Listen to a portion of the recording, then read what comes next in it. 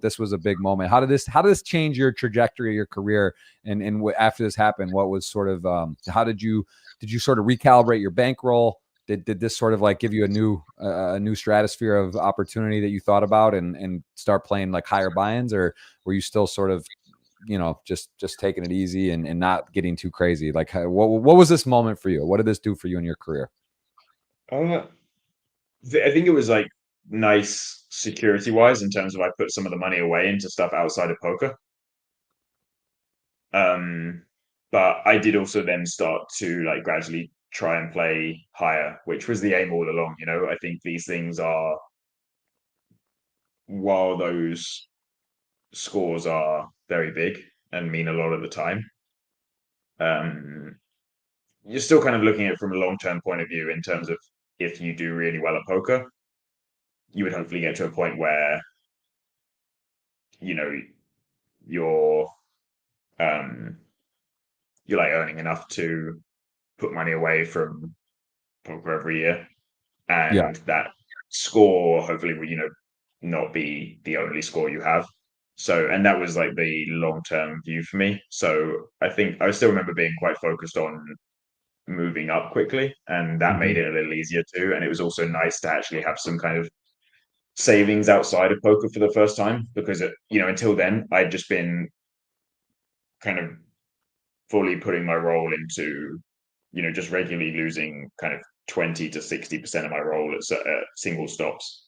Right. So it was like really gambling at the beginning. So it was quite nice to not have to do that and be able to put something out of poker. But I don't think it changed the trajectory too much, because I think before that I was already trying to play some of the higher stuff. So it made it a little easier, because it just makes it like selling action and stuff a little easier. Um, Right. when you're like slightly better known, but yeah, it was kind of just still on the same path, I think. What was that like to take this down in your first bracelet? Yeah, I mean, I remember the end of 2018 was not going very well. I ended up losing a bunch, playing very frequently, and just like playing slightly higher, and the higher end of the buy-ins didn't go that well, which is kind of natural. At the time you don't know, you can feel like, oh, I'm moving up and it's tough, but it can also just be it's 20 tournaments and you just don't really know, so there's that uncertainty there. Yeah. But I wasn't confident enough at all to be like, oh no, it's just variance. So I was just like, maybe I'm just not good enough to play this. Yeah. So I think you could actually see on the Hendon, I didn't play from like February to I didn't play after PCA until Monaco, I guess. Yeah. Um, Yeah, that's right. Hmm. in 2019 18. there. Yeah. So I think like I played PCA, came home, and then I just didn't play any live poker until Monaco. And at this point was when we had solvers, but was still quite recent. And I kind of spent, I would say, 2.5 months at home, just like cycling, having a kind of, I think I really barely played online at all, and just studying for those 2.5 months.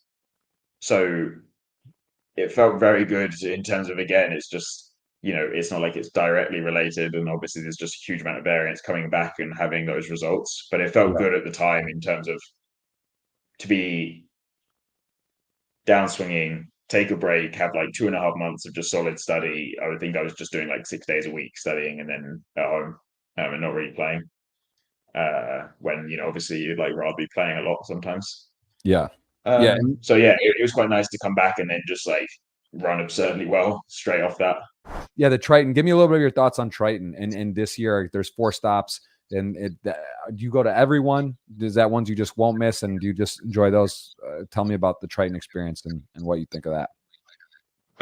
Yeah, I mean, I think for me, it's just my favorite poker experience. The Yeah. way the way they do it is just really good. Um, like everything is very good. And yeah, I just don't miss them. There's 4 this year. We don't know, exactly where they're all going to be yet, but I booked my hotel and flights, Yeah. like 2 or 3 days ago for the Jeju in March, which I'm excited, because that was one of the kind of original ones that I've heard people. That's one they've done a couple of times before. And I think in 2021 maybe or 2020 I booked to go, and then with all the COVID stuff, like we had, you know, kind of going back and forth of these trips being cancelled. So I've still never been.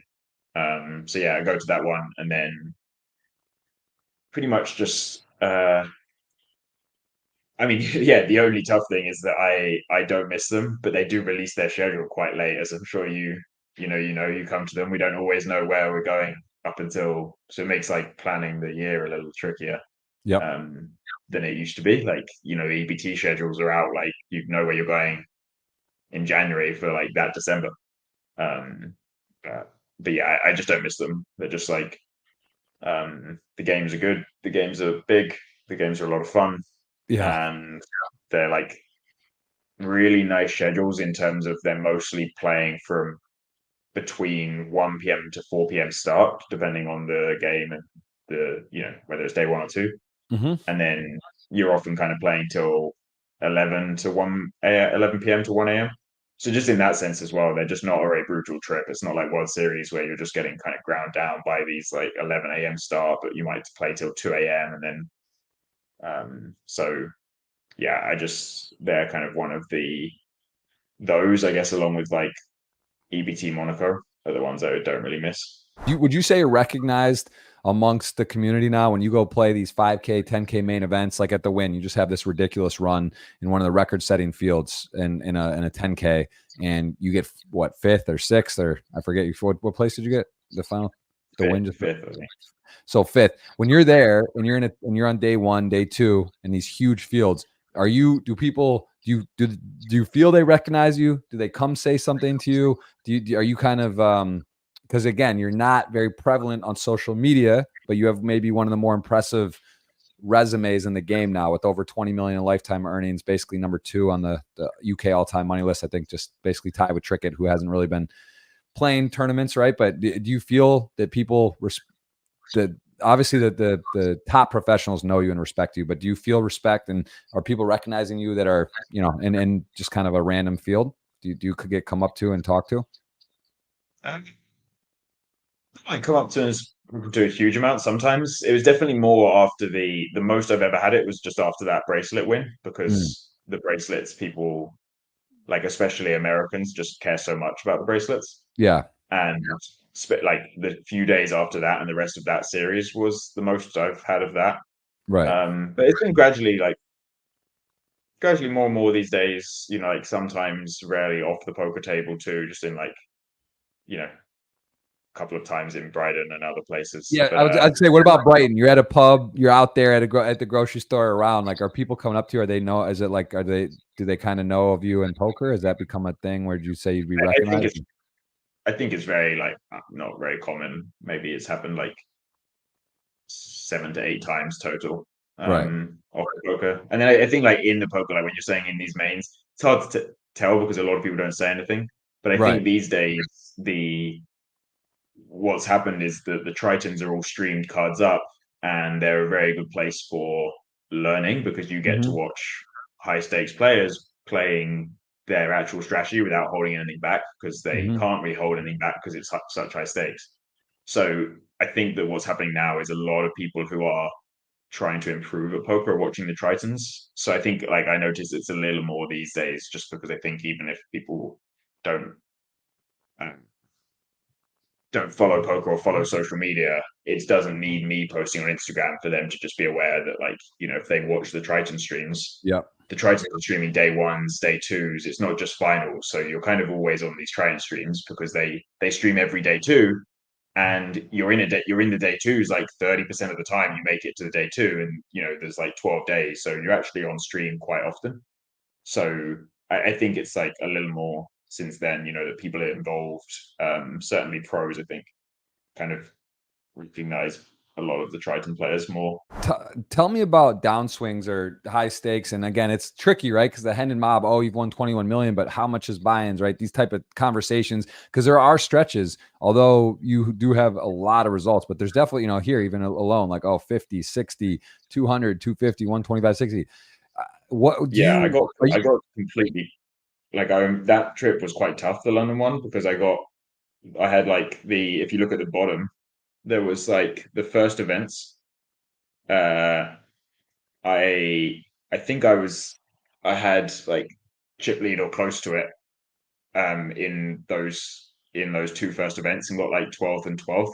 Hmm. And you can really feel it. Like I'd already been downswinging a bit before that, and you can feel it in those things where there's just so much variance where you can have 10x starting stack and think, okay, I've built up like in this 40k, I've built up 400k of equity getting 10x starting stack, but suddenly it's only 40 bigs, and now like you could have won 10 flips, or however you could just like been running well all day, Yeah. and then suddenly you have 40 bigs, you lose one, and like, oh, you now got one buy-in back. And they're pretty stressful because you can just feel how I've like seen a lot of simulations for the variance of these things, and it's really crazy how I think a lot of people don't know how you can just, even if you're a top reg in these games, you can just get crushed for a while. That's like especially if you're not playing huge volume. So it's definitely stressful when you're downswinging, because there's none of that. Like, if you're playing online cash and you're downswinging but you are very confident in your game, you can fall back on this thing of like, it's going to turn around. Whereas in these games, you can't as much. Like, you might just get crushed for like 3 or 4 years, and you just have to take it. So it's Right. definitely, and like you said, like the buy-ins, I've had that sometimes where people have come up to me and said, oh, like, congrats, it looks like you've had a crazy 6 months. And I'm like, I'm down a lot in the last 6 months.